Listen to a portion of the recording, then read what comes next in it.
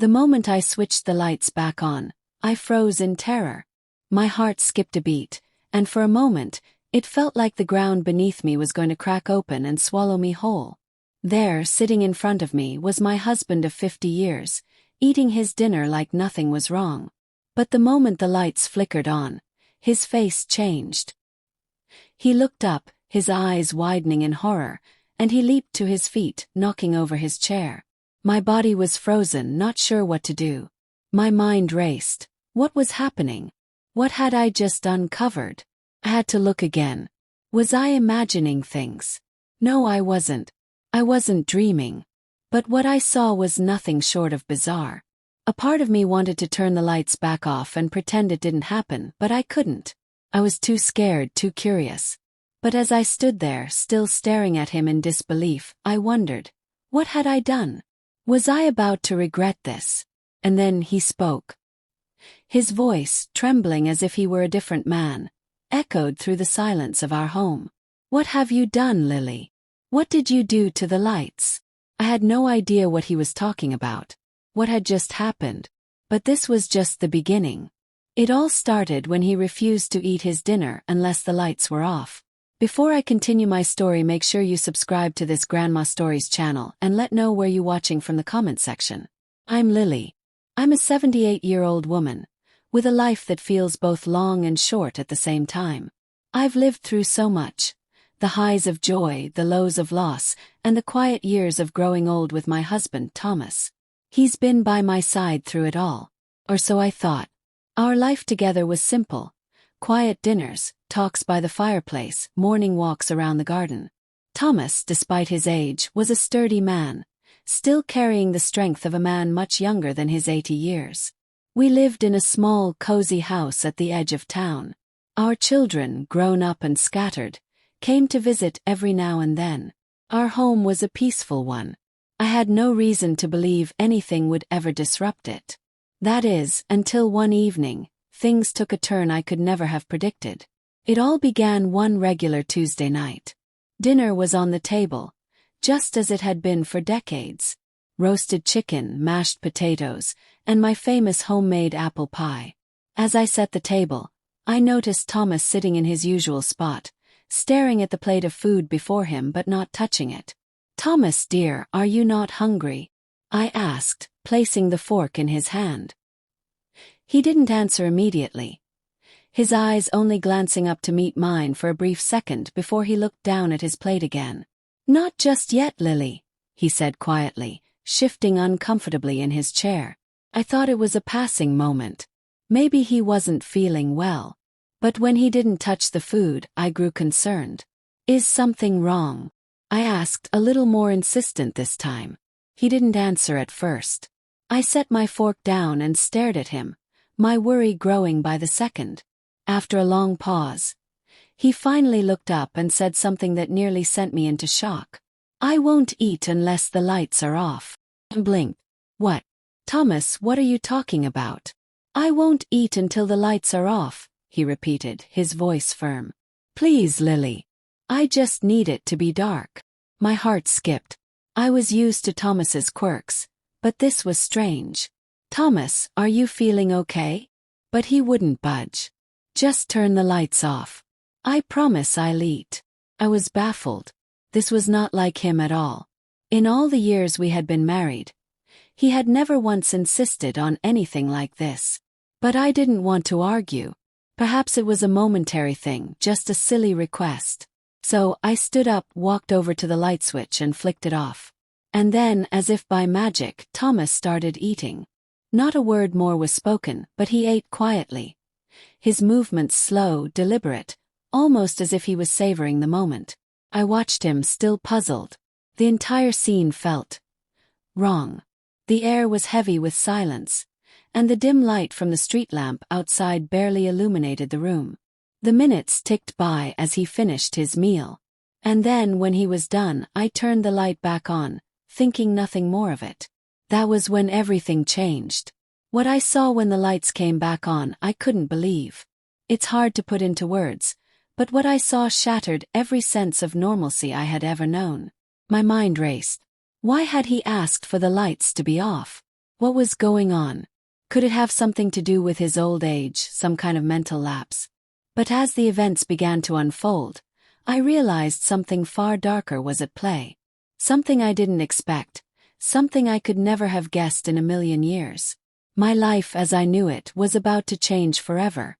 The moment the lights flickered back on and Thomas jumped up, I felt a wave of dread wash over me. My stomach churned, and for a moment I almost thought I might collapse. It was as if a dark cloud had descended over the room. His reaction was so sudden, so intense, that I couldn't comprehend what was happening. I stood there, motionless, still unsure of what I had just witnessed. He was standing in front of the table now, his back to me.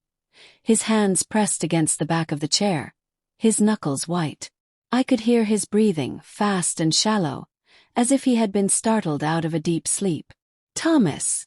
I called out cautiously, my voice trembling slightly. "What's wrong? What's happening?" He didn't respond at first. He was still staring at the empty chair as if it held some kind of secret he was terrified to acknowledge. My heart pounded in my chest. What had I just uncovered? What was it about the lights that caused him to act this way?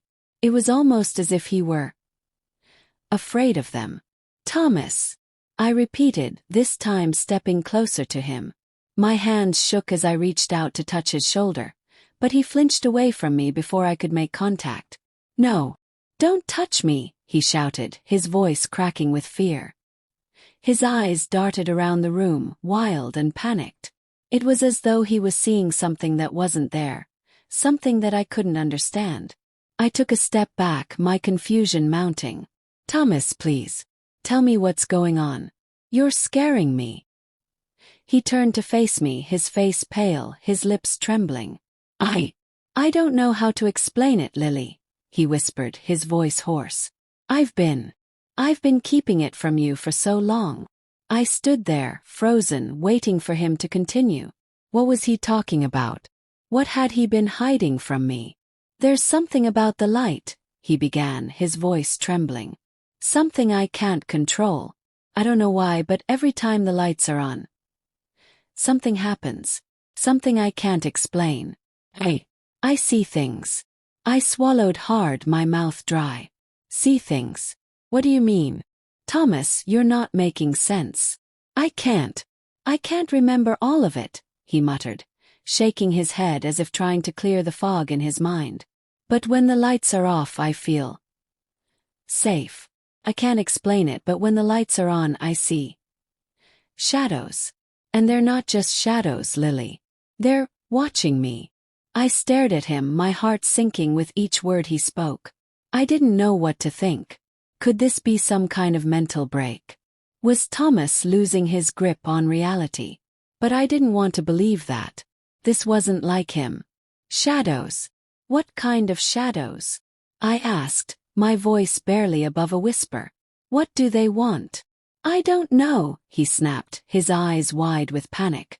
"They never say anything, but they're there, lurking in the corners of the room. They make me feel small. Like I'm nothing." My chest tightened. The whole thing felt surreal, like I was in the middle of a nightmare. What had happened to my husband?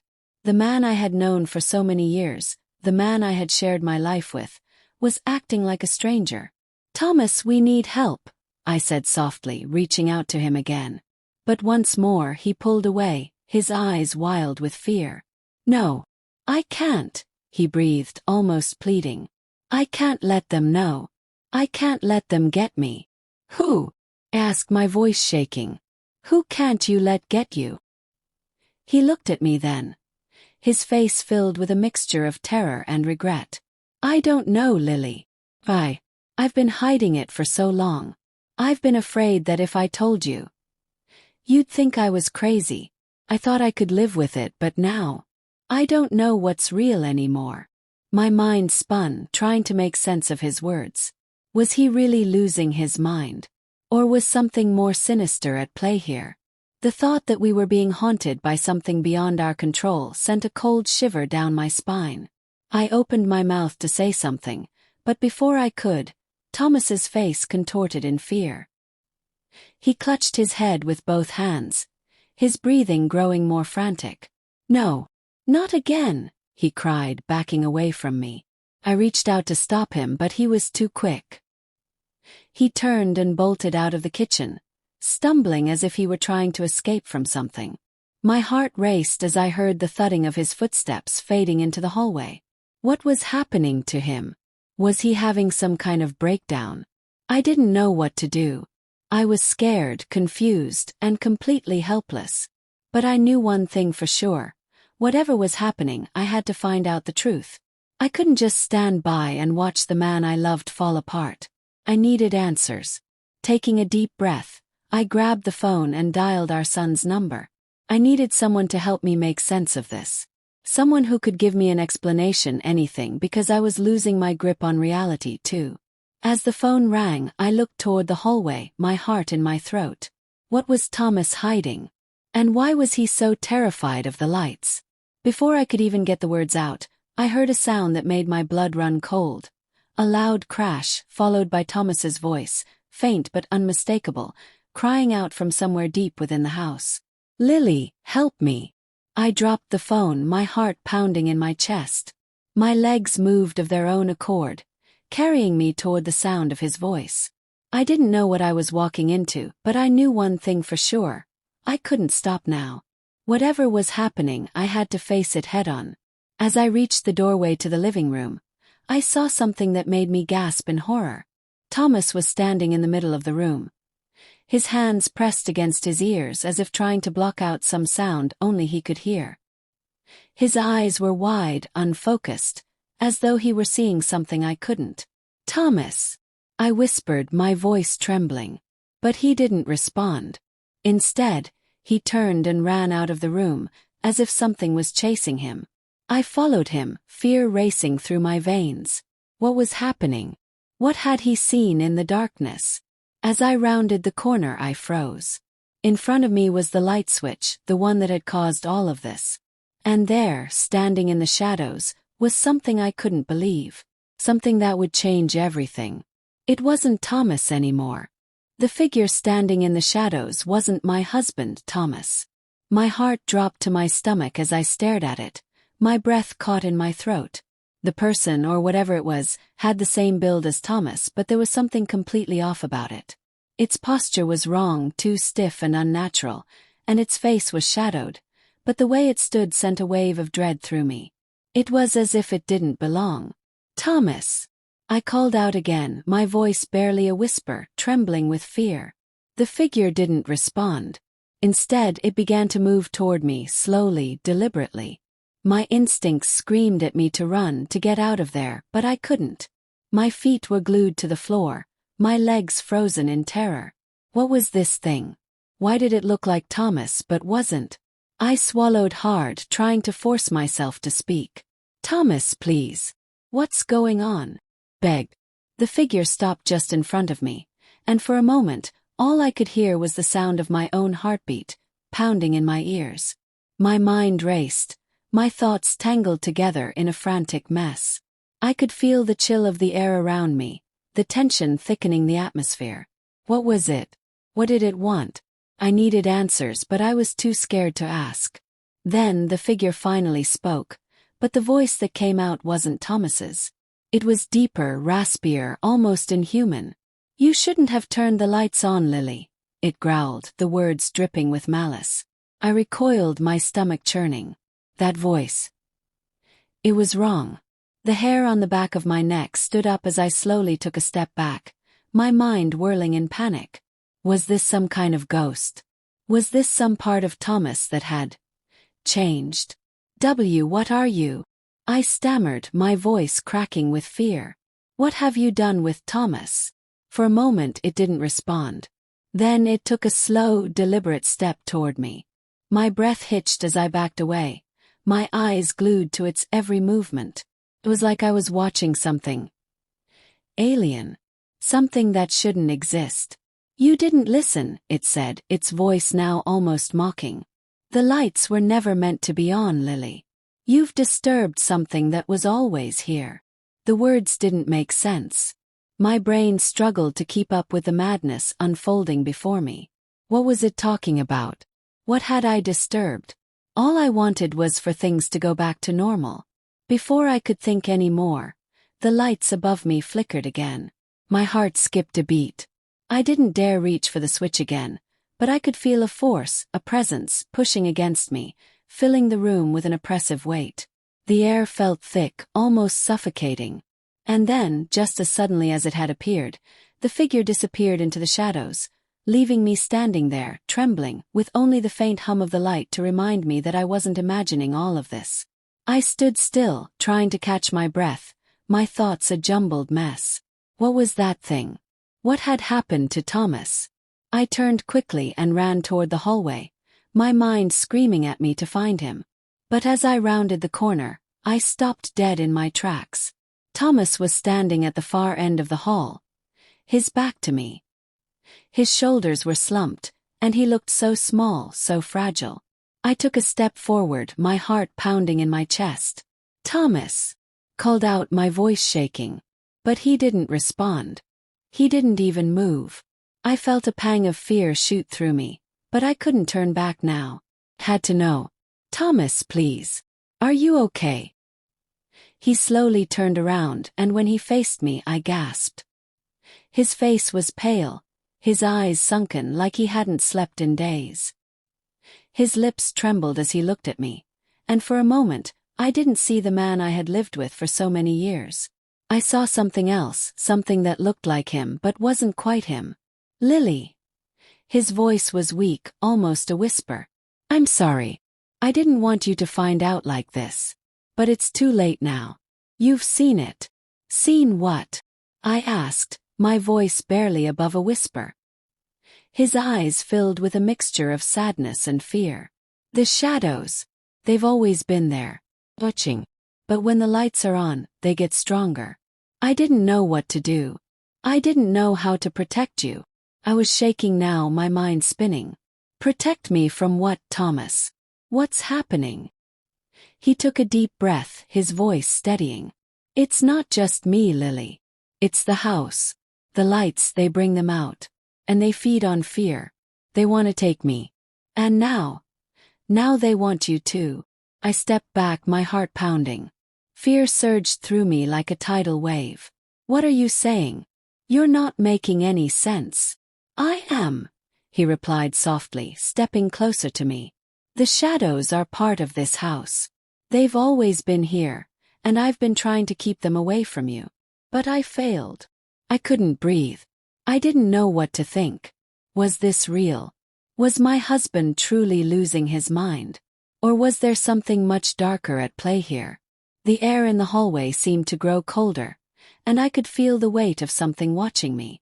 Something unseen yet very much present. Thomas's face grew darker, and he looked at me with those haunted eyes. "There's no escape, Lily," he said quietly. "Not for either of us." Before I could say another word, I heard the unmistakable sound of the door creaking open behind me. I whirled around, my heart skipping a beat. Standing there, just inside the doorway, was a shadow, a dark shape with no face. It was tall, taller than any person I had ever seen, and it stood completely still, its form barely distinguishable from the darkness around it. "Thomas!" I screamed, turning back to him, but he was gone. In his place was the same shadow. I took a step back, my body trembling with fear. The shadow seemed to move closer, and my legs nearly gave out beneath me. I was paralyzed with terror, unable to speak, unable to run. And then, just as quickly as it had appeared, it vanished. I stood there in the silence, my chest heaving, trying to comprehend what had just happened. My thoughts were jumbled, and my heart raced with panic. Was it over? Had I imagined it all? But deep down, I knew this was only the beginning. I needed answers. But as I turned to go back into the room, I heard a soft voice in the distance. A whisper. "Lily, you've seen too much." Froze. The voice wasn't Thomas's. It was someone else. Something waiting for me to turn the lights back off. My thoughts scattered. My heart thudded painfully in my chest. What had I gotten myself into? And why didn't I turn the lights off when I had the chance? Felt like a mistake that could cost me everything. I couldn't move. The air around me felt like it had thickened, pressing in from all sides.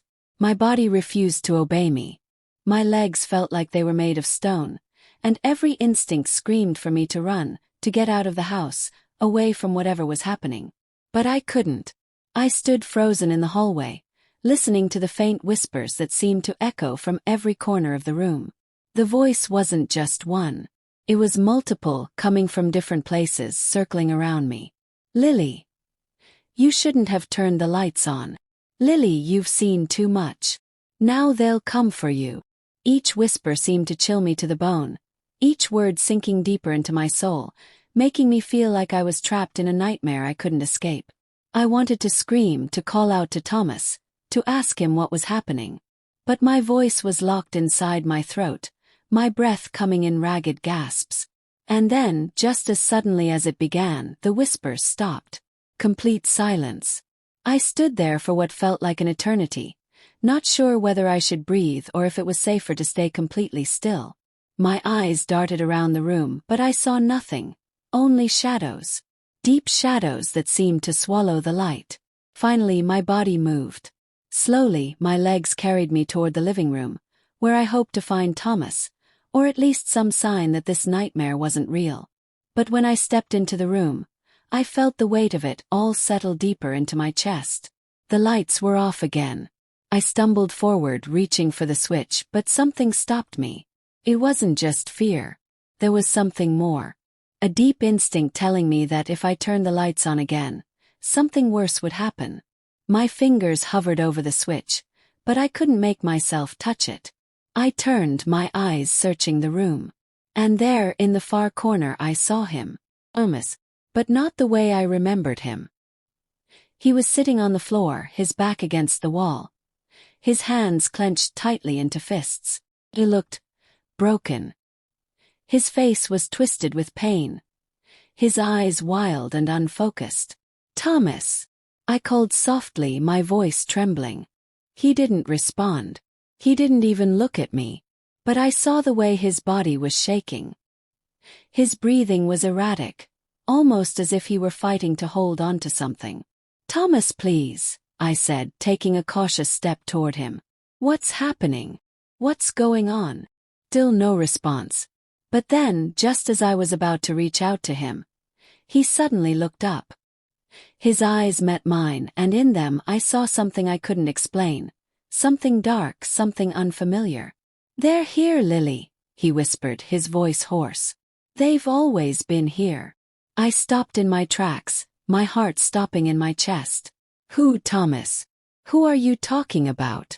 The shadows, he said, his voice barely above a whisper. They're real. They've always been real.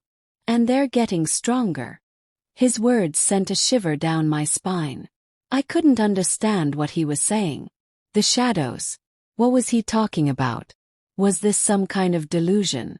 I knelt down beside him, desperate for answers. Thomas, please. What do you mean? Why are you saying these things?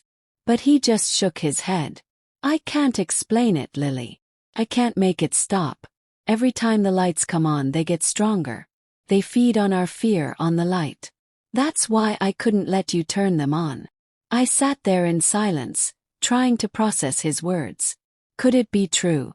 Could something like that really exist? Shadows that feed on fear. That seemed impossible, right? But as I looked at Thomas, something in his eyes told me that he wasn't lying. He believed it with every fiber of his being. And for the first time, I wondered if I had ever really known him at all. I didn't know what to say. I didn't know how to make sense of what he was telling me. But before I could ask him anything else, the house seemed to grow colder. I could feel the temperature dropping, the air growing thicker. It was like something was moving in the darkness, something that wasn't supposed to be there. Suddenly, the lights flickered. I gasped, my heart racing. I glanced at Thomas, but he was still sitting there, staring blankly ahead. His face was pale, his lips moving as if he were whispering to himself. Then the lights went out again. I jumped to my feet, panic surging through me. I couldn't stay in this room. Had to get out. But as I turned toward the door, I heard it, the faintest sound like a rustling in the corner of the room. My body froze. My breath caught in my throat. There, in the corner where the shadows were deepest, I saw something move. It wasn't Thomas. It wasn't anything human. It was a shape, tall, dark, and shifting. It didn't have a face, but it had the shape of a person, and it was moving toward me. I couldn't breathe. I couldn't think. All I could do was stare, helpless as it got closer, its dark shape growing larger and more defined. "Thomas!" I cried out, my voice breaking. "Thomas, help me!" But Thomas didn't move. He just sat there, his head hanging low, his hands still clenched tightly into fists. It was like he couldn't see it. Like he couldn't hear me. The shadow grew closer, until it was just a few feet away. And then, in a split second, it lunged toward me. I screamed, but the sound was cut off as the darkness consumed me. I couldn't see, couldn't breathe. Everything went black. When I opened my eyes again, I wasn't in the living room. I wasn't anywhere familiar. The air was thick, heavy with an oppressive weight.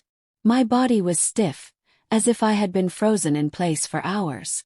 I tried to move, but my limbs felt heavy, like they were made of lead. My head throbbed, my vision blurred, but there was something else. Something that made my blood run cold.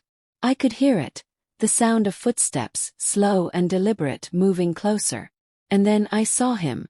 It was Thomas. But not the Thomas the first knew.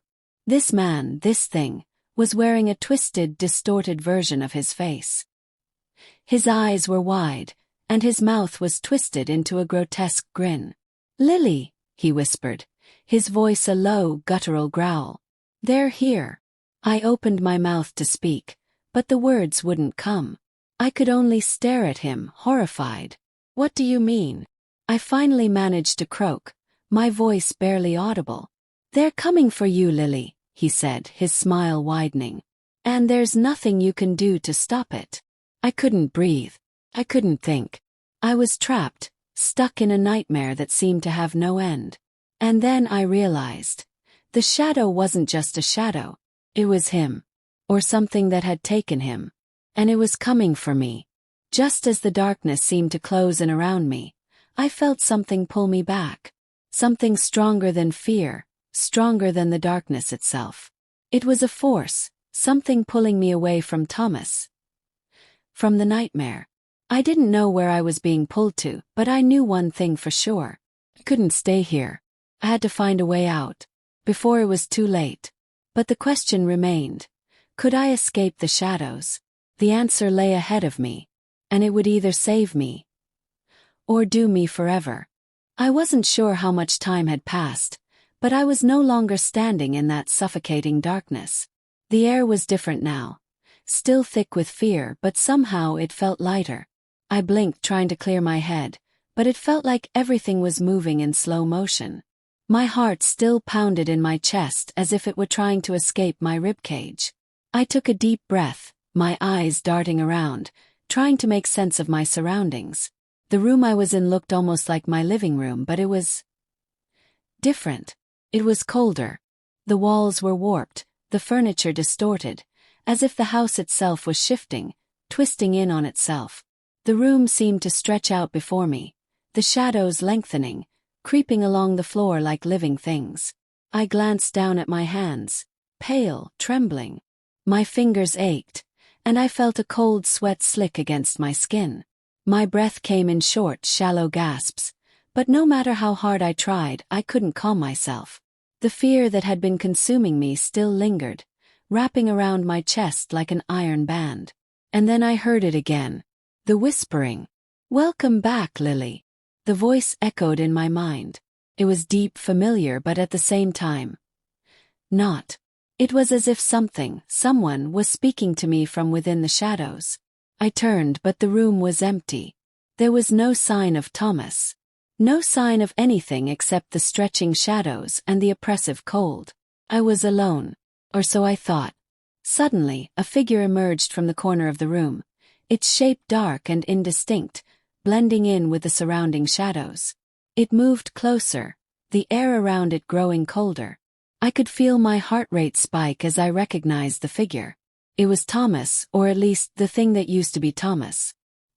His face was still twisted, his eyes wide and unblinking, but now it was as if his face was sinking into the darkness itself. His features were melting, shifting, becoming part of the shadows. But his voice was the same, though it was raspier, more hollow than before. "You can't escape, Lily," he whispered, his voice echoing through the room like a mournful chant. "You're already here." I stumbled back, my mind reeling. Was this a dream? A nightmare?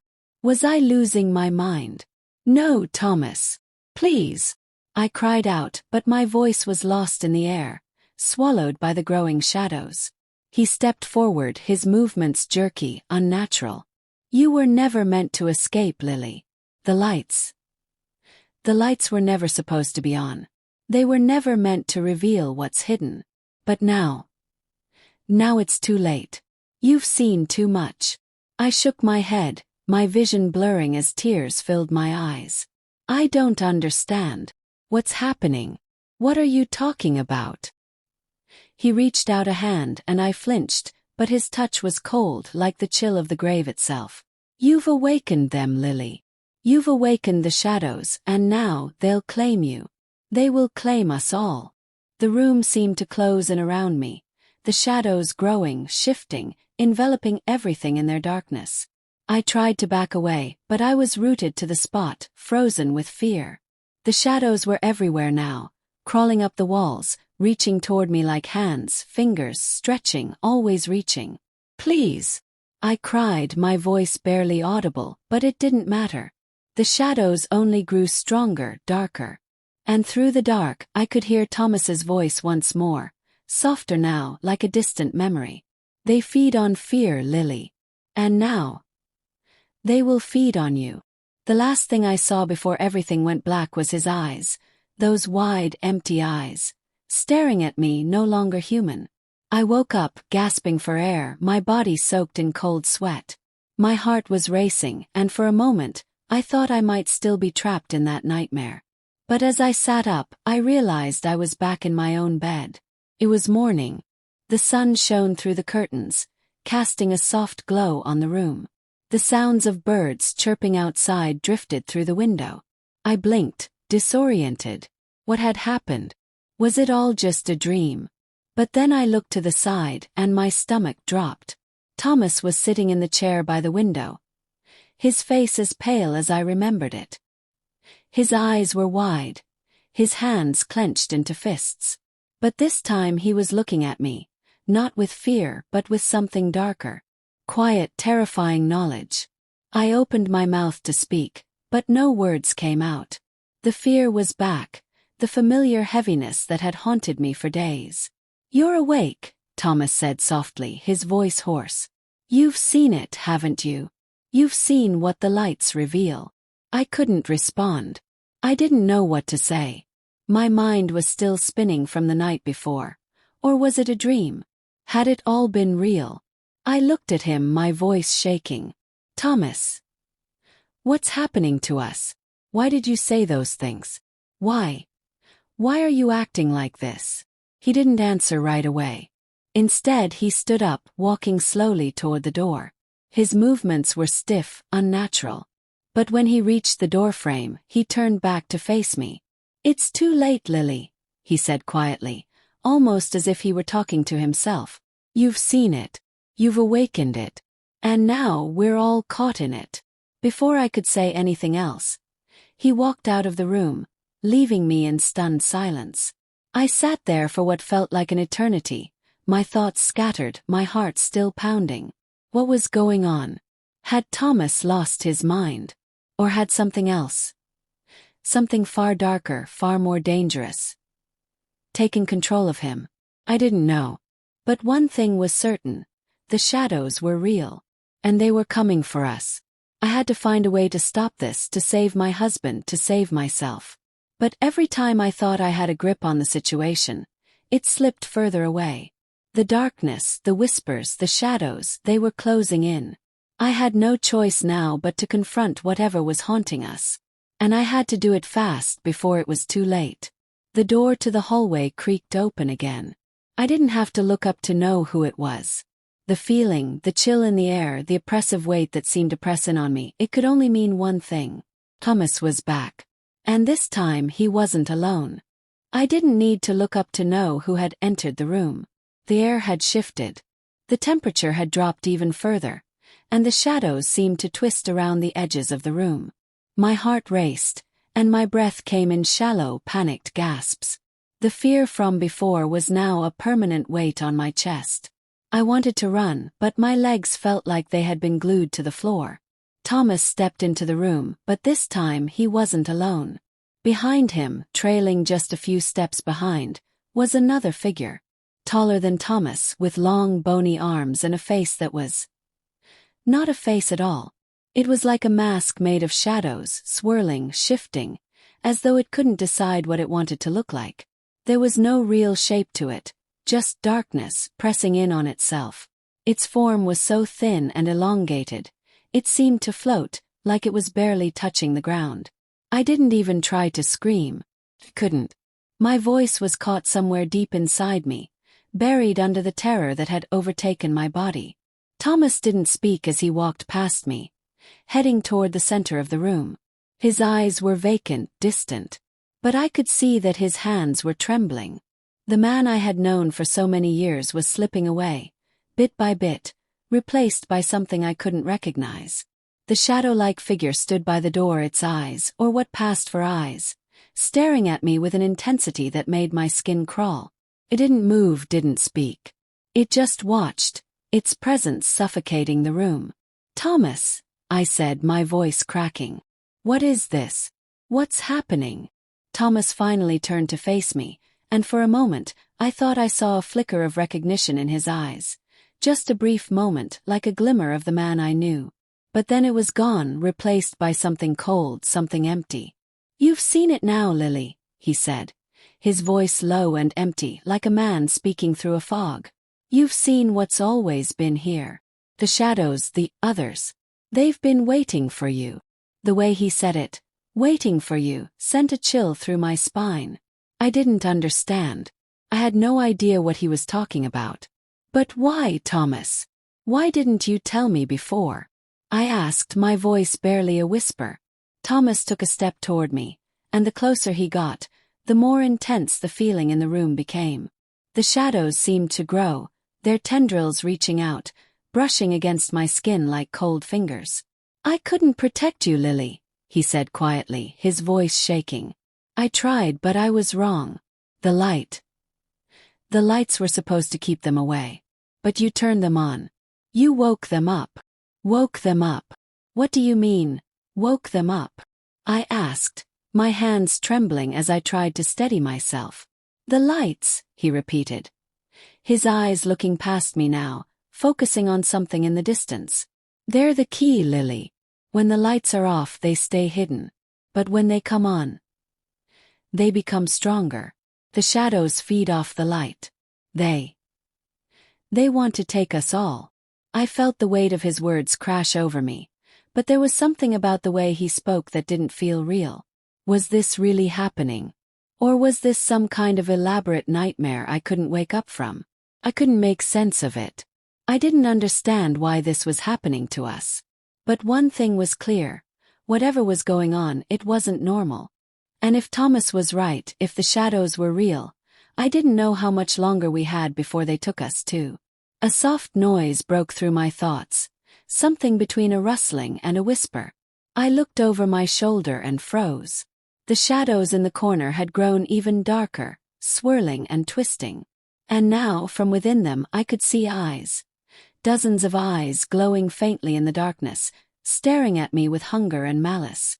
"They're here," Thomas whispered, his voice breaking. "And they won't stop until they have us." I stumbled back, my heart hammering in my chest.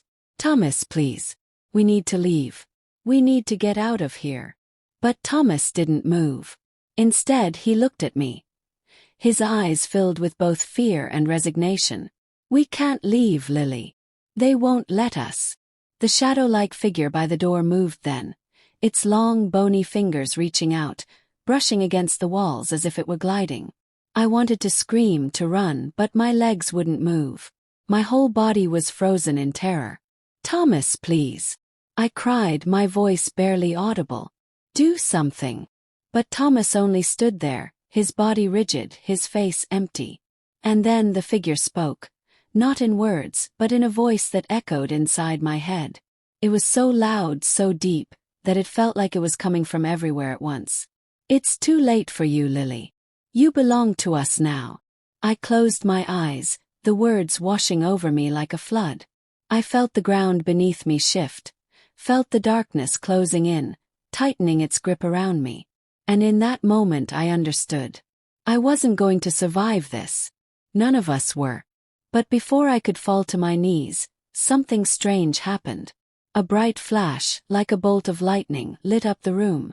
The shadows recoiled, shrieking as if burned by the light. And for a brief moment everything stopped. I opened my eyes, unsure of what I was seeing. The shadowy figure, the one that had been watching me, was gone. And in its place was a faint glow, an almost holy light, so bright it was blinding.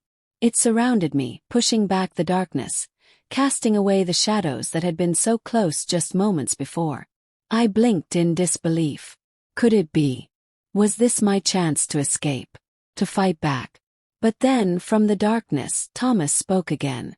"Don't trust it, Lily. It's not real. They're all lies. All lies." But I couldn't hear him anymore. The light was too bright, too strong. I reached out, my fingers trembling, and as I did, I felt something shift inside me. Something powerful, something that had been hidden for so long. The light enveloped me completely. And then everything went dark. When I woke up again, I was alone. The house was silent. No more shadows. No more whispers. No more figures standing in the corners. But the question lingered in my mind. Had I just survived the worst of it?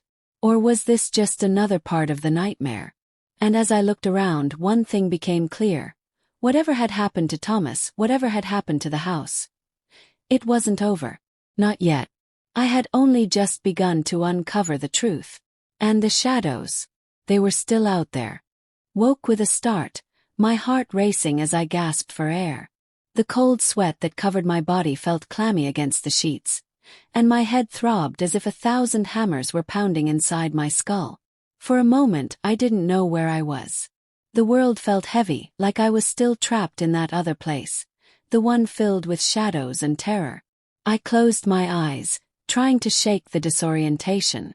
But when I opened them again, everything was different. The room around me was eerily quiet. Too quiet. The faint light from the window streamed across the floor, casting long shadows that stretched unnaturally in the corners of the room. The sunlight should have been comforting, but it only made the silence feel even more suffocating. I glanced around, half expecting to see the dark figure of the shadow creature standing in the corner, its glowing eyes staring at me with that haunting intensity. But no. The room was empty. There was no Thomas. There was no shadow lurking, waiting for me. It was almost as if nothing had happened. But I knew better than to believe that. The memories of what happened, the whispers, the figure, Thomas's strange behavior, still clung to me like a nightmare that refused to let go. I couldn't shake the feeling that something had changed. Something fundamental had shifted in our lives. I sat up, the movement feeling unsteady, like my limbs were weighed down by something I couldn't see. My fingers shook as I wiped the sweat from my brow. My mind raced. Was it all a dream? A hallucination? Or had it all been real? I didn't know the answer. But I was certain of one thing. Whatever was going on, it wasn't over. And I wasn't about to wait for the shadows to claim me. I pushed myself off the bed, my feet hitting the cold floor with a thud. My body felt heavy, as if I had been drained of all strength, but I couldn't afford to rest. Not now. Not with whatever was happening to Thomas. I had to find him. I had to understand what was going on. The house was eerily quiet as I made my way down the hallway. My footsteps echoed in the silence, the sound unnervingly loud against the stillness. As I reached the living room, I stopped, my breath catching in my throat. There standing by the window was Thomas. But he wasn't alone. A dark shape hovered beside him, just at the edge of the light, its form shifting and undulating like smoke. It didn't have a face, but I could feel it watching me, its presence pressing down on me like a weight. "Thomas!" I cried, my voice breaking. "What's going on? What's happening to you?" He didn't turn to face me at first. His head was bent, his shoulders slumped as if he were carrying a great weight. I stepped forward, my heart pounding in my chest. "Thomas, please," I said, my voice shaking with desperation. "Talk to me. What's going on? Why are you acting like this?" Finally he turned to look at me. His face was pale, his eyes hollow and wide. There was no recognition in his gaze. It was as if the man I had known for decades had been replaced by someone, or something else. "Lily." His voice was hollow, distant. "I didn't want you to see it. I didn't want you to know." "Know what, Thomas?" I asked, fear creeping into my voice. "What are you talking about? Please tell me. What happened to you? What is this?" The shadow beside him seemed to grow, its form rippling as if it were responding to his words. The air around us thickened with an unnatural cold, and I felt a chill seep into my bones. "They're coming for us, Lily," Thomas whispered, his voice barely audible. "I can feel them. The shadows. They want us. They want to take us." "Take us?" I echoed, my mind reeling. "Take us where?" He shook his head, his eyes filled with terror. "I don't know. But I can't fight them anymore. I can't keep them away from you." The shadow beside him seemed to pulse with a life of its own, growing larger, its shape flickering in and out of view like a ghostly apparition. I took a step back, my breath quickening as I felt the weight of its presence. "Thomas, please," I said, my voice desperate. "We need to leave. We need to get out of here before it's too late." But he just stood there, his gaze fixed on the shadow. "It's too late, Lily. It's been too late for a long time. You should have never turned the lights on." I shook my head, confusion and fear overwhelming me. "I don't understand. What do you mean? What's happening? Why are you saying this?" "The lights are the key," he said, his voice shaking. "They're the reason they're here. When the lights are on, they can see us. They can find us. And now they won't stop until they have us." I could feel my pulse racing as I tried to make sense of his words. The lights. What did the lights have to do with all of this? Why had turning them on triggered everything? And then it hit me. The moment I turned the lights back on the night before. The moment Thomas had started acting so strange. It was the moment everything had changed. But why? Why had that small act set off this chain of events? I felt a wave of helplessness wash over me. I didn't know how to stop this. I didn't know how to save Thomas. And as I looked at him, standing there with the shadow looming beside him, I realized something terrible. I had no control over this. Whatever had taken hold of him, whatever had been awakened, was beyond anything I could understand. I turned toward the door, my heart pounding in my chest. I had to find a way to escape. I had to get away from this house, from these shadows, before it was too late. But as I reached for the door, I heard Thomas's voice, low and broken. "Don't go, Lily," he whispered. "You can't leave. You're part of this now. You've seen them. You've awakened them." I turned, my heart racing as I met his gaze once more. His eyes were wide, filled with fear and something else. Something darker. And then, as I looked at him, I saw it. The shadow behind him had taken form. It wasn't just a shadow anymore. It had become something more. It was tall, humanoid in shape, its limbs twisted and long, stretching unnaturally, its face a void of darkness. It reached out toward me. I screamed, but my voice was swallowed by the overwhelming darkness. My body froze, and I felt my heart stop beating as the shadow closed in on me. But then, just as quickly as it had appeared, it stopped. The air in the room seemed to shift again, the darkness pulling back like a curtain being drawn. And that's when I saw it. The light. A flicker of brightness, pure and sharp, cutting through the shadows like a knife. I reached out toward the light, my hands trembling, my heart racing. But as I did, I felt something pull me back, an invisible force, tugging me into the darkness. The light flickered once more. Then everything went black. When I opened my eyes again, I was no longer in the house. But I had no idea where I was. I stood alone in the middle of a vast, empty space. The light from earlier was gone, replaced by an eerie stillness. And I knew, deep in my bones, that I wasn't done yet. The shadows were still out there. And they weren't finished with me. I could still feel the weight of the darkness pressing against me, a suffocating force that wrapped around my chest, squeezing the air from my lungs. My mind struggled to comprehend where I was. The air was cold, colder than it had ever been before, and the silence was deafening, as though the very space around me was holding its breath. My feet felt heavy, like I was walking through thick mud. Each step was slow, deliberate, as though I were being drawn deeper into the unknown. I looked around, my heart pounding in my chest. But there was nothing but the darkness, endless and thick, stretching in all directions. The shadows seemed to bend and twist, alive, as if they were watching me. I swallowed hard, trying to steady my breathing, but the fear clawed at me. Where was I? Was I still in the house? Had I crossed over to some other place? I reached out in front of me, hoping to find something solid, something to anchor myself to. My fingers brushed against something cold and smooth. I recoiled, pulling my hand back, my skin crawling.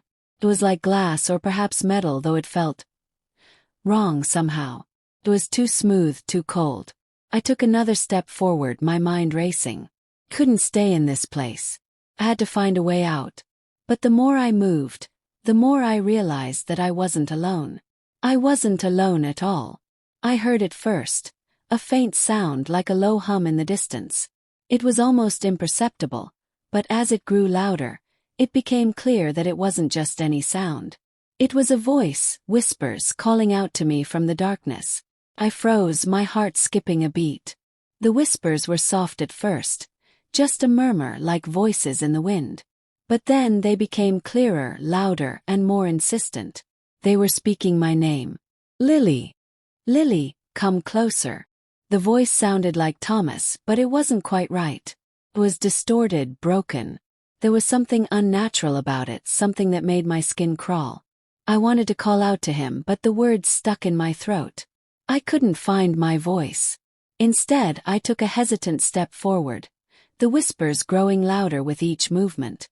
The more I moved, the more the shadows seemed to shift and follow me, wrapping around my ankles like dark tendrils, pulling me in deeper. Then I saw it. At first it was just a flicker, a shadow in the distance. But as I took another step, it became clearer. Figure. A silhouette standing in the darkness, watching me. It was tall like a man, but its form was distorted, jagged, as if the darkness itself had taken shape and was now staring back at me. Thomas!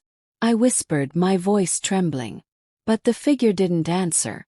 Instead, it stepped forward, its movements unnaturally smooth, as though it were gliding. My heart raced as I took another step back, but the figure continued to advance, its form growing more defined with each passing second. And then I realized, this wasn't Thomas. This wasn't even a person. It was something far worse. The figure's face was an empty void, like a mask made of shadows. There was no expression, no eyes, no mouth.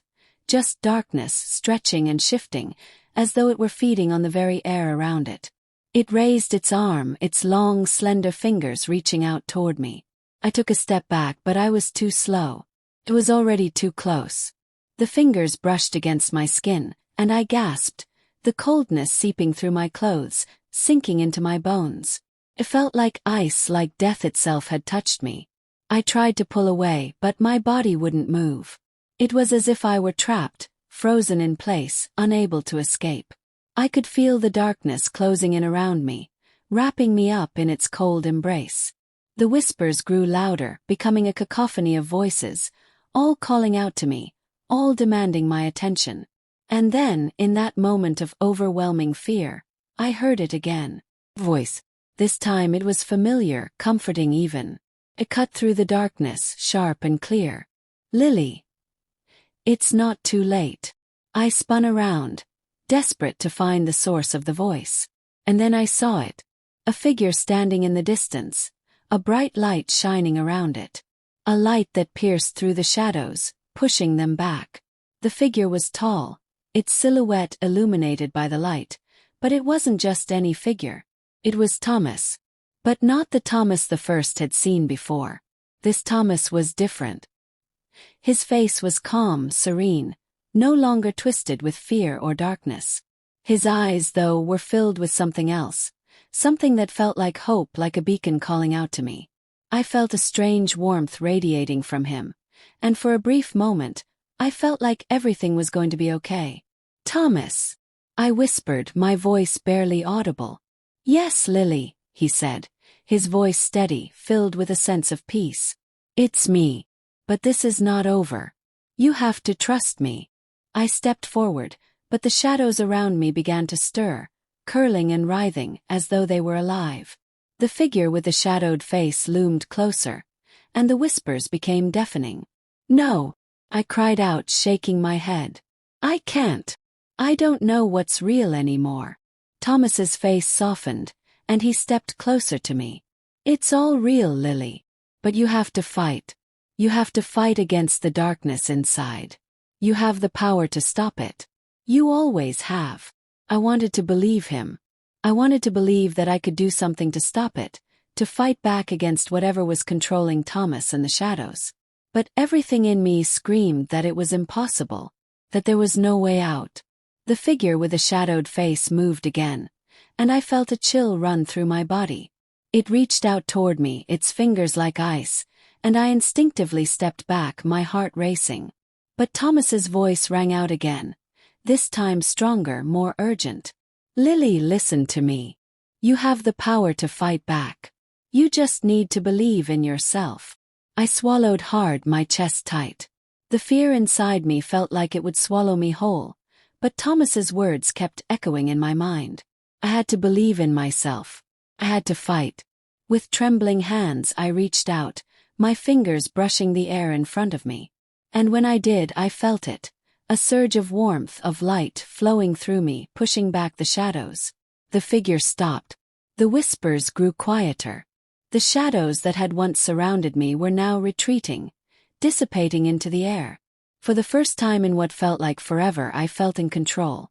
I felt like I could breathe again. The figure with the shadowed face took a step back, its form fading into the darkness. And then everything went silent. I stood there for a moment, my breath ragged, my body trembling. The darkness had receded, but I knew this wasn't over. Whatever had happened, whatever was controlling Thomas, it wasn't gone.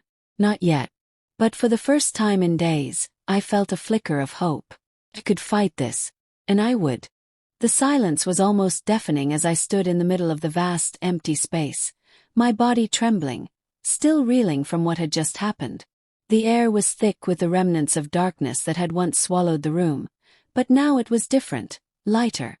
As though the shadows had momentarily been pushed back, leaving me with a brief respite. I could feel the warmth coursing through me, the lingering effects of whatever had happened, but it wasn't enough. Not yet. The figure that had stood before me, the one that had seemed so real, was gone. The darkness had been forced into the corners of the room, where it festered like a sickness, waiting for the right moment to return. But I couldn't let it. I couldn't let it win. I wouldn't let it take Thomas. I wouldn't let it take me. "Thomas," I whispered, my voice shaky. I was calling for him again, but it was different this time. I wasn't pleading. I wasn't begging. I was calling for him as if I had some power left, some strength that I hadn't known I had before. "Where are you?" The room was still empty, the faint light from earlier flickering dimly, casting shadows that seemed to stretch unnaturally long. But as I took a step forward, something shifted. The air became heavy again, and I felt the familiar pull of fear deep in my chest. The shadows were not gone. They were just waiting. And I knew then. I couldn't escape this. I couldn't run from it. Not anymore. Had to face it. I walked forward, my legs still trembling, but I moved with a sense of purpose. I had to find Thomas. I had to get him back. And as I moved, I felt the temperature drop again, that cold, suffocating presence closing in. The walls around me began to blur, warping and shifting like the inside of a nightmare. But I kept walking, pushing through the suffocating fear. And then I saw him. Thomas. He was standing by the far wall, his back turned to me. His shoulders were hunched, and his hands hung limply at his sides. The light seemed to flicker around him, casting dark shadows on his face, but his expression was empty. "Hello, Thomas," I called, my voice breaking. I couldn't bear to see him like this. "Thomas, please. You have to come back. You're not yourself. You're not lost to them. You can fight." But he didn't respond. He didn't even look up. I reached out, my fingers trembling as I took another step closer. "Thomas, please." But before I could reach him, the air shifted again. The temperature dropped further, and I heard the faintest sound behind me, a rustling like something moving in the shadows. I spun around, my heart racing, and that's when I saw it. The shadows. They were coming. From every direction they poured into the space, swirling like a storm, wrapping themselves around everything. The whispers returned, louder now, more insistent, like they were coming from all around me, each voice a distortion of something familiar. "You cannot save him, Lily. You cannot stop them." I clenched my fists, the fear rising inside me again. But I couldn't stop now. I couldn't back down. I had come too far. "Thomas," I screamed, stepping forward. "I'm not leaving you. You're still in there. You have to fight, please. Fight them." For a moment nothing happened. The shadows swirled around me, and I felt their cold fingers brushing against my skin. The whispers grew louder, more maddening. But then, slowly I saw it. Thomas's head lifted. His eyes, empty, hollow, but still his, locked onto mine. "Lily," he whispered, his voice weak and ragged. "I'm sorry. I've failed you." "No," I said, stepping forward, my voice filled with determination. "No, Thomas. You haven't failed. We can fight this together. We can beat them.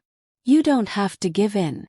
The darkness seemed to recoil, pulling away from him as if it were frightened of something.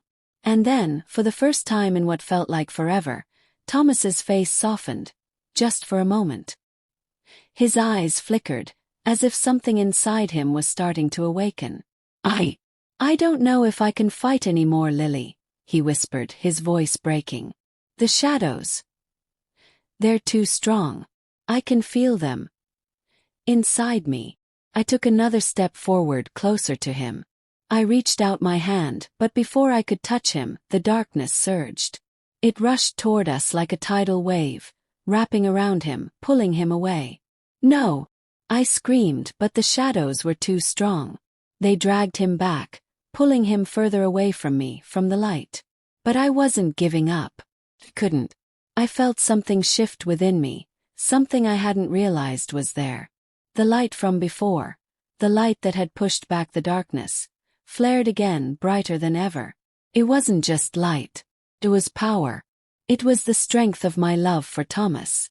The shadows recoiled, screaming as if they were being burned, but they didn't leave. They couldn't leave. They were bound to him, bound to this place. I reached out again, feeling the light surge through me. The whispers became louder, but they weren't just in my head anymore. They were around me, coming from everywhere. They were trying to drown me in their noise, in their confusion. But I focused on the light. I focused on the warmth that was slowly filling my chest. "Thomas," I cried, my voice fierce now. "I love you. I will not let them take you. We will fight this together." And in that moment I felt it, the darkness pulling away from him, just for a second, as if it were losing its grip. It was weak, it was scared. I could feel Thomas's presence, like a thread in the darkness.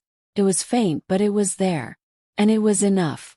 With all the strength I could muster, I reached for him again, my hand stretching out toward him. And then it happened. The light surged, pushing back the shadows with a force I couldn't explain. The darkness screamed, fading away, dissipating like smoke in the wind. The room, the house, everything around me began to shift, the oppressive weight lifting. Thomas's form became clearer, his figure more solid, more real. And for the first time in what felt like an eternity, I saw him fully. His face, his eyes. They were his. He was there. "Lily," he whispered, his voice full of relief and wonder. I don't know what just happened." "It's okay," I said, my voice shaking with emotion. "We're going to be okay. Together. We're going to fight this. We can do it."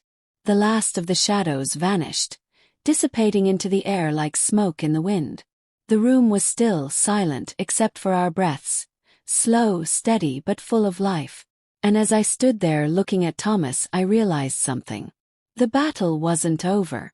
But for the first time in so long, I felt like we had a chance. And together we would fight. Together we would survive. The darkness was gone. For now. But I knew it wasn't finished. It would always be waiting in the shadows, lurking, waiting for its next chance. But so would we. And this time we were ready. The air in the room felt different now, lighter, almost peaceful, but I knew better than to relax too much. The shadows had been pushed back for the moment, but I could feel their presence still lingering on the edges of my mind, like a distant whisper I couldn't quite shake. Thomas stood beside me, his hands trembling as he reached out to touch my arm. His skin was warm, his fingers soft, but his touch felt fragile, like he was still unsure whether he was really back or if he was just a figment of my imagination. His eyes, those familiar eyes, searched mine with a look of confusion, sadness, and something else. Gratitude. "Lily." His voice was hoarse, like he hadn't spoken in a long time. I can't explain what happened. It was like I was, I don't know, possessed or something. But I remember now. I remember what I did, what they made me do. I reached out, cupping his face in my hands, studying the man I had loved for decades. His features were so familiar, but there was a weight in his eyes that hadn't been there before.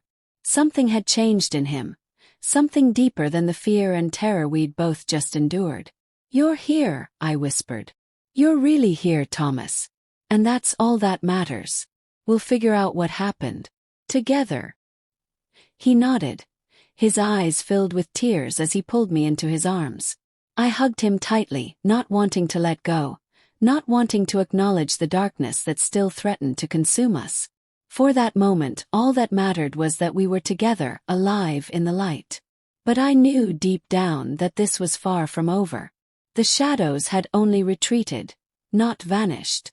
They were still there, hidden, biding their time, waiting for the next crack, the next moment of weakness. They had marked us, and we couldn't ignore that. We couldn't pretend like everything was going to be okay when it wasn't. We had survived this time. But what about the next time? What if the shadows came back stronger? What if they took us both? Could we really fight this forever? I pulled away from him, my thoughts racing. What happens now, Thomas? What do we do? He sighed deeply, rubbing his forehead as though trying to clear away the fog that seemed to still cloud his mind. "I don't know, Lily. I thought I could control it, keep them away, but I couldn't. They were inside me, whispering, pulling me towards them. They knew my fears, my darkest thoughts. They used them against me." The words hung in the air, heavy and thick. The truth of what he was saying started to sink in. Whatever this was, whatever had possessed him, it was far more powerful than either of us could have imagined. And it wasn't just about fighting the shadows. It was about keeping them out of our minds, keeping them from using our fears against us. "I don't know if we can stop them," Thomas said softly. "But I know we can't let them win. We can't let them have us." I nodded, swallowing hard. "I won't let them have us, Thomas. I won't let them take you from me." He looked at me then, his gaze softening.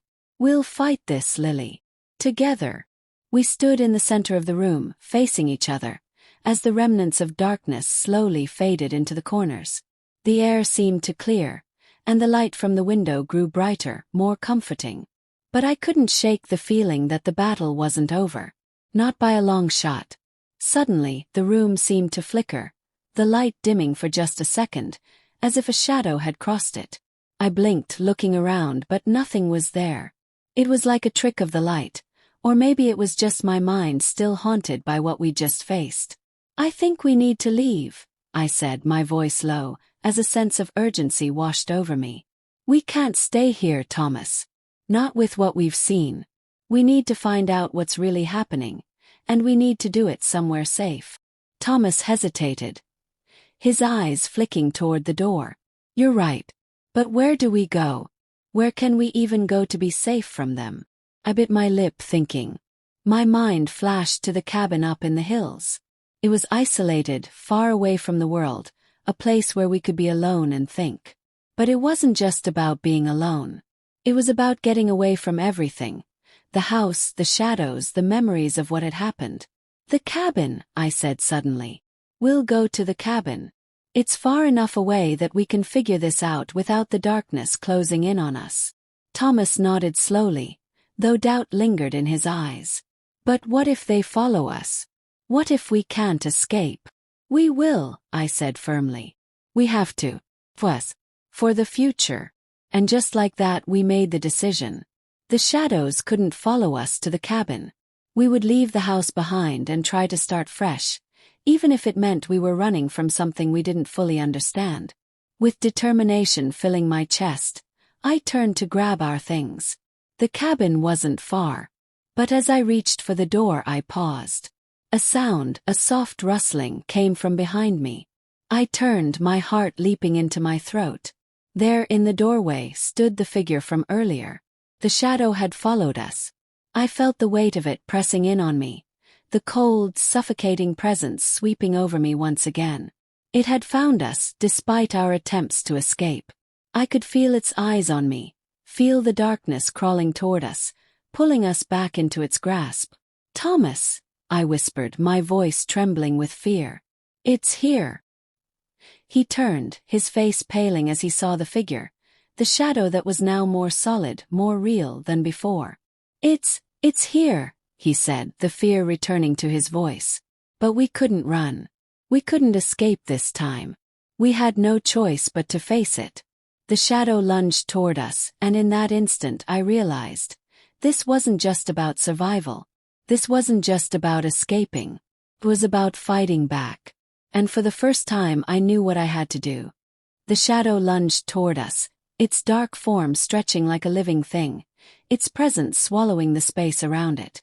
Time seemed to slow as it moved closer, its edges twisting and warping, becoming something far more terrifying than I had ever imagined. My heart pounded in my chest, my breath shallow as I stood frozen in place. This was no longer just a shadow. It was a force, a malevolent presence that had been feeding on our fears for far too long. Thomas stepped in front of me, his body tense, his hands clenched at his sides. "Lily, get back," he shouted, but his voice was shaky, filled with fear. I didn't move. Couldn't. The room felt like it was closing in on me, the walls shrinking, the darkness pressing in from every direction. The whispers, the same voices from before, began to rise, swirling in my mind. They were louder now, more insistent, drowning out everything else. "It's too late for you both. You cannot escape." I felt the weight of those words deep in my soul. The shadows were telling the truth. We couldn't escape. We had been marked the moment we turned on the lights, the moment we dared to confront what had been hiding in the darkness. But as the darkness reached toward us, something inside me stirred. A flicker of the same light that had once driven the shadows away ignited deep within me, something I didn't fully understand but knew I had to use. I stepped forward, my body trembling, my hands shaking, but there was something else, something deep inside me that wasn't fear anymore. It was strength, determination. I wasn't going to let this thing take Thomas. Not after everything we'd been through. "Lily, no," Thomas shouted, but I wasn't listening anymore. I raised my hands, and as if responding to my defiance, the light inside me surged forward, bright and powerful. It wasn't much, just a small spark, but it was enough. The shadow stopped in its tracks. For a moment everything froze. I didn't know how I was doing it. I didn't know where the light was coming from, but I felt it. It was within me, flowing through me, wrapping around me like a shield, a protection. The shadows recoiled, a low, guttural hiss rising from the depths of the darkness, as though it was in pain. "Stay back!" I cried, my voice trembling but firm. "You won't take him. You won't take us." The figure shuddered, its form flickering like a flame in the wind. It was retreating, but it wasn't gone. Not yet. The light wasn't strong enough to banish it completely. I could feel it, the darkness pushing against my will, fighting to reclaim the hold it had over us. I glanced at Thomas, who was standing behind me, wide-eyed, but I could see something in his expression that hadn't been there before. It was hope. Hope that we could actually fight this thing. Hope that we could survive. But the shadows weren't giving up. They were relentless. The whispers grew louder, closer, as though the darkness was crawling toward us with a purpose. I took a deep breath, focusing on the light within me, trying to strengthen it. I didn't know how much longer I could keep it up, but I couldn't let it go. Not now. Not when Thomas was still in danger. Not when we were so close. The figure lurched toward us again, and I felt the light waver, flickering. But before it could reach us, I heard Thomas's voice, clear and strong behind me. "Lily, you can do this. I believe in you." His words were like a spark, reigniting the fire inside me. I turned to him, my heart swelling with emotion. He believed in me. And in that moment, I knew I couldn't fail. I wouldn't fail. I focused all my energy on the light, willing it to grow, to push the darkness away. And it responded. The light grew brighter, stronger, until it enveloped us completely, pushing the shadow back with force. The figure screeched, its form disintegrating into the air like smoke. But even as the shadow retreated, I knew it wasn't over. The battle wasn't won yet. We had only driven it back for now, but the darkness was far from gone. It would return, and we had to be ready. Thomas stepped forward, his hand gently resting on my shoulder. His touch was warm, grounding me in the moment. "We have to go, Lily," he said, his voice low but determined. "We can't stay here. We need to find out where this is coming from. What's making this happen?" I nodded, still trembling, but the strength inside me was growing. I wasn't afraid anymore. Not like I had been. I had the light within me, and I knew now that I could fight back. "We'll go to the cabin," I said, my voice steady now. "We'll figure this out. We'll find out what's really happening and how to stop it." Thomas nodded, a small smile tugging at the corners of his lips. "We will. We'll face it together, Lily. We won't let them win."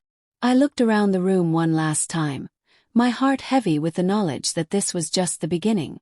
The shadows were still out there, waiting, watching, feeding on our fear. But we weren't going to let them control us anymore. We had the light now, and we would use it to fight. As we walked toward the door, I felt the weight of the past few days, the fear, the confusion, the terror, finally begin to lift. But I knew the hardest part was still ahead of us. We had to find the source of the darkness, the thing that had been feeding on us, tormenting us. But we would face it. Together. And no matter what, we would never stop fighting. As we stepped out of the house, I could feel the warmth of the sun on my skin, the light brushing away the remnants of the cold, oppressive darkness. It wasn't over yet, but for the first time in a long while, I felt like we had a chance. We were ready for whatever came next. Together. And nothing, no shadow, no darkness, could take that away from us. The journey to the cabin felt surreal, like we were walking through a dream. The sun was setting behind us, casting an orange glow across the horizon. The road to the cabin was familiar, a winding dirt path we'd taken many times in the past. But today it felt different. The weight of the darkness we'd just escaped hung heavily in the air, following us like an invisible shadow, lurking just out of sight. Thomas and I didn't speak much during the drive. The silence between us was comfortable in some ways, but heavy in others. I could feel his thoughts racing, just as mine were. There was so much we didn't understand, so many unanswered questions. But one thing was certain, whatever we'd been through, we had to keep moving forward. As we approached the cabin, nestled in the quiet woods, the air seemed to shift. The wind rustled the trees, and for a brief moment, I thought I saw something in the shadows between them, a flicker of movement too quick to catch. My pulse quickened, and I glanced over at Thomas. He was looking out the window, his face tense. "Did you see that?" I asked, my voice barely above a whisper. He nodded, his expression darkening. "I don't know, Lily. It felt like something was watching us." The cabin came into view, a small, weathered structure tucked away in the woods. It had always been a place of refuge for us, a place to get away from the world. But today it felt like anything but safe. The shadows, those whispers, still lingered in the back of my mind, gnawing at me, refusing to let go. "We need to be careful," Thomas said as he parked the car in front of the cabin. "We don't know what we're dealing with yet. The shadows, the darkness, it's not just some bad dream. It's real. And it's out there." I nodded, trying to steady my breath. "I know. But we'll figure it out, Thomas. We have to." We stepped out of the car, the air in the woods cool and crisp. The rustling of the leaves was the only sound, but even that felt like an eerie whisper in the quiet stillness of the evening. The cabin looked just as we remembered it, cozy and familiar, but something about it seemed off. "Let's go inside," I said, my voice firm. "We need to find answers. And we need to make sure we're safe." We made our way inside, and the moment I stepped over the threshold, I felt it. A shift in the air, a strange heaviness that filled the room. It wasn't the same as the darkness we'd felt before, but it was close. I couldn't explain it, but I could feel it. The house seemed to be watching us, as if waiting for us to make a move. Thomas closed the door behind us, and we stood there for a moment, unsure of what to do next. The cabin was small, with only one main room and a loft above. The fire pit in the corner still had ashes from the last time we used it, and the furniture was covered in dust. Everything looked abandoned, untouched. Yet there was a strange sense of being trapped here, like we were being pulled into something we didn't understand. "I'll start a fire," Thomas said, his voice low. "We need to stay warm and alert." I nodded and took a seat on the worn sofa, my eyes scanning the room. It was then that I noticed something I hadn't seen before, a faint, dark mark on the wooden floor near the fireplace. It wasn't much, just a smudge, but it caught my attention.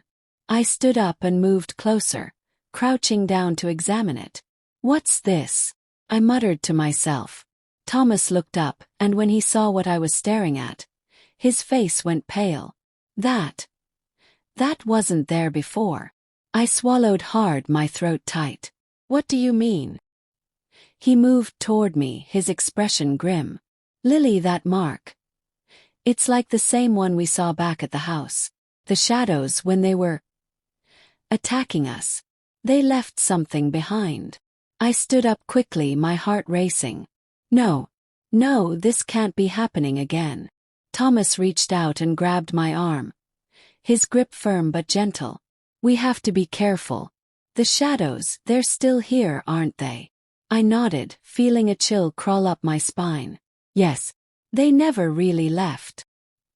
He looked around the cabin, his gaze searching the corners. "I think we're safe for now. But something's pulling us here. It's like they want us to come. Like they're waiting." I glanced around the room again, feeling the weight of his words settle deep inside me. The shadows were patient. They had been following us, waiting for the right moment to strike. And now we were here. Trapped. "I think it's time we figure out what's really going on," I said, my voice shaky but determined. "We need to find the source of all this. The darkness. The shadows. We need to know why they've chosen us." Thomas nodded, his jaw set. "I agree. But first, let's make sure we're secure. We can't take any chances." We moved through the cabin, checking all the windows and locking the doors. I could feel the weight of the darkness pressing against the walls, the fear creeping into my chest. But this time I wouldn't let it control me. I wouldn't let it take Thomas again. As the fire crackled in the hearth, casting flickering shadows on the walls, I sat down next to Thomas, trying to steady my breath. The warmth of the fire was comforting, but it couldn't erase the fear that lingered in the back of my mind. We'll find out what's causing all this, I said, my voice steady. And when we do, we'll stop it. We'll end this once and for all. Thomas looked at me, his expression softening. I'm with you, Lily. No matter what happens. I smiled weakly, feeling a sense of relief wash over me. For the first time since all of this started, I wasn't facing it alone. But just as I was beginning to feel a glimmer of hope, something caught my attention. A sound. A soft, almost imperceptible rustling coming from outside. I stood up, my pulse racing. Did you hear that? Thomas looked up, his face tightening. Yeah. It's coming from the woods. We both froze. The rustling wasn't just the wind. It was something moving. Something. Or someone. And then I heard it. Voice. Lily. Thomas. It's time. I froze in place, my breath caught in my throat. The voice was unmistakable. It was calling to us. And it wasn't over yet. The voice echoed through the cabin, its words chilling the air around us. Lily. Thomas. It's time. The words didn't just hang in the air. They resonated deep inside me, vibrating against my chest. I felt a deep, gnawing fear twist in my stomach. But there was something else too. Something worse. A sense of inevitability. Like the voice had been calling us for years and we had only just now answered. I turned to Thomas, my throat dry. He was standing, his hand gripping the back of the chair for support, his face pale. His eyes were wide, locked onto the door, as if he were afraid to look anywhere else. Did you hear that? I whispered, though I already knew the answer. He nodded, his expression grim. It's them. The shadows. They're here. I couldn't breathe. The shadows weren't just following us. They had been waiting for us. They had been waiting for this moment. And now they were making their move. I swallowed hard, trying to steady my racing heart. The air in the cabin felt thick, as if it was holding its breath. The fire crackled in the hearth, but it didn't provide the comfort it usually did. It only seemed to add to the tension, the flickering light casting long, trembling shadows that danced across the walls. We can't stay here, I said, my voice shaking. We need to leave. We need to get out of this place. But as I moved toward the door, I felt the temperature drop sharply. A cold draft swept through the cabin, making my skin break out in goosebumps. The whispers returned, low and insistent, as if they were right behind me. You can't run, Lily. You can't hide. I froze, my hand on the door handle, and slowly turned toward the source of the voice. The air seemed to distort, swirling around me, bending reality, as though the world was folding in on itself. My breath caught in my throat as I saw it. The shadow stood in the doorway, its form just as menacing and unnatural as before. But now it was different. Had a shape. Face. A face that wasn't human. It was a swirling mass of darkness, a twisted, shapeless figure that seemed to absorb the light around it, making the room feel even colder. Its eyes, if they could even be called eyes, glowed with an unnatural, hollow light, devoid of emotion, yet brimming with a terrible hunger. It stared at us, its presence more suffocating than ever before. I felt a shiver run down my spine. Thomas, I whispered, barely able to speak. What is that? What do we do? But Thomas was no longer beside me. I spun around, panic rising in my chest, only to find that he had retreated to the far corner of the room. His face was covered in cold sweat, his eyes wide and wild, as if he had seen something far worse than what was standing in front of us. He didn't answer. He didn't move. The shadow stepped forward, its form shifting, growing larger with every movement. You cannot escape us, it growled, its voice like gravel scraping against metal. You belong to the darkness now. You always have. I took a step back, my heart pounding in my chest, but the shadow moved with me, following my every movement. I could feel it closing in, suffocating the air around me until I couldn't breathe. No, I whispered, my voice shaking. We're not yours. We're not part of this. But the shadow just laughed, a low, mocking sound that sent chills running down my spine. "You're wrong, Lily," it said, its voice colder than ice. "You've always been ours. We've just been waiting for you to remember." I stumbled backward, my heart racing as the room seemed to warp around me. The shadows were everywhere now, moving like liquid darkness, crawling along the walls, crawling through the floorboards. It was as though the entire cabin was alive, and it was closing in on us. I could hear the whispers again, louder now, coming from all directions. The shadow's form loomed closer, and I felt a sense of dread settle deep within me. It was true. We couldn't escape. Suddenly, I felt a tug at my arm. I turned, expecting to see Thomas, but instead he was standing farther back. His eyes glazed over, his body frozen in place. It wasn't him. Not anymore. "Lily," the shadow whispered, its voice echoing in my mind. It was coming from everywhere, and it was inside me too. "We have him now. We've taken him. He is ours." I gasped, my breath hitching in my throat. "No!" I screamed, stepping forward, but the shadow stretched out its long, twisted hand and grabbed my wrist. The coldness was unbearable, seeping into my bones. Thomas was trapped. And now I was too. I could feel it, the pull of the darkness, tugging at my very soul, wanting to drag me into its depths. I was so close to losing myself, to becoming part of the shadows forever. But then something shifted. A spark, a tiny flicker of light deep within me, pushed back against the darkness. It was small, but it was there. I closed my eyes, focusing on the light. I didn't know where it had come from, but I felt it surge through me, growing stronger with every beat of my heart. "No!" the shadow screamed, its grip tightening, but I didn't stop.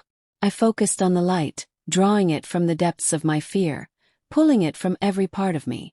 And then the light exploded. For a moment, the cabin was filled with blinding brilliance, the shadows recoiling in pain, hissing like creatures burned by the sun. I could feel the darkness being pushed back, unable to withstand the light. The coldness that had gripped me faded, and I felt warmth returning to my body, the suffocating weight lifting. I opened my eyes, and for the first time I could see clearly. The shadow had been driven back, its form retreating into the farthest corner of the room, writhing in agony. The whispers had stopped. Thomas was standing in front of me again. His face pale but his eyes clearer, more focused. I reached out, my hands trembling as I touched his face, making sure he was real. "Thomas, you're back. You're really here." He looked at me, his eyes full of gratitude, but also a deep sadness. "Lily, I'm sorry. I couldn't stop it. I couldn't protect you. We're together now," I whispered, pulling him into an embrace. "We'll get through this. Together." For a moment, the world seemed to stand still. We stood there, holding each other, the light that had surrounded us slowly fading but leaving behind a sense of hope, of safety. But as I held him, I couldn't help but feel the weight of the darkness lingering just out of reach. The shadow was still there, waiting, watching. And I knew that this battle was far from over. But for the first time I wasn't afraid. I was ready.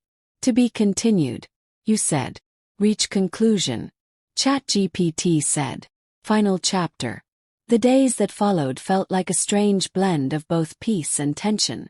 We had driven the shadows back, temporarily at least, and the darkness that had once consumed us seemed to retreat, leaving only an unsettling quiet in its wake. But I knew it wasn't gone for good. The fight wasn't over. Thomas and I spent our days at the cabin, trying to piece together the remnants of our shattered lives. We spent hours searching the woods, hoping to find something, anything, that would give us an explanation for what we had experienced. But no answers came. The woods were still, untouched by anything out of the ordinary. It was as if the darkness that had followed us was somehow tied to us, waiting for us to confront it again. At night, the cabin seemed too quiet. The shadows still crept along the walls, the air still heavy with the weight of everything we had endured. But we no longer felt powerless. We no longer felt trapped. The light within us, the strength that had pushed back the darkness, had changed us. We had learned something powerful in those moments of terror. We had learned that we could fight, that we could survive. And as the days passed, I realized something else. That the darkness wasn't something that could be defeated by light alone. It was part of us. It fed on our fears, our doubts, our weaknesses. But it was also a part of the world, a shadow that had always existed, lurking just out of sight. The trick wasn't to fight it head-on. The trick was to live with it, to accept that it would always be there but never let it control us. One evening, as the sun dipped below the horizon, casting the cabin in a warm golden glow, I sat on the porch with Thomas, the air crisp and fresh around us. The silence felt different now. Not oppressive, not suffocating, but peaceful. We were no longer running. We had stopped fleeing from the darkness and had instead found a way to coexist with it. "We've come a long way, haven't we?" Thomas said, his voice soft, as if he were speaking to himself. I nodded, my heart full. "We have. And we've made it through because we've stuck together. We're stronger than we were before. And we always will be." He smiled, the first real smile I had seen in weeks, and took my hand. "No more running, Lily. Whatever comes next, we face it together." I squeezed his hand, feeling the warmth of his touch, the connection between us that had been tested by the darkness but had only grown stronger. "Together," I echoed, my voice steady and sure. We sat in silence for a while, the only sound the gentle rustling of the trees in the wind. The shadows that had once threatened to consume us no longer felt like enemies. They were simply a part of the world, just as the light was. We couldn't control the darkness, but we could control how we let it affect us. We could choose to fight, to live, to love despite it. And in that moment, I realized that the greatest strength we had was the ability to move forward. To live. To find peace. Even in the face of the unknown. As the sun set behind the trees, casting a final golden light across the land, I leaned my head on Thomas's shoulder and closed my eyes. Whatever the future held, we would face it. Together. And no shadow, no darkness could take that from us. If you've made it this far, thank you for taking this incredible journey with us. Remember, no matter how dark the road may seem, there's always a light within you that can push through the shadows. Keep fighting, keep believing, and know that you're never truly alone. Like Thomas and Lily, we all have the strength to overcome whatever challenges come our way, together. If you found this story inspiring, don't forget to like and subscribe for more. Your support means the world, and it helps us continue to share these powerful stories with you. Stay strong and always remember, you are capable of overcoming anything life throws at you. Keep shining your light.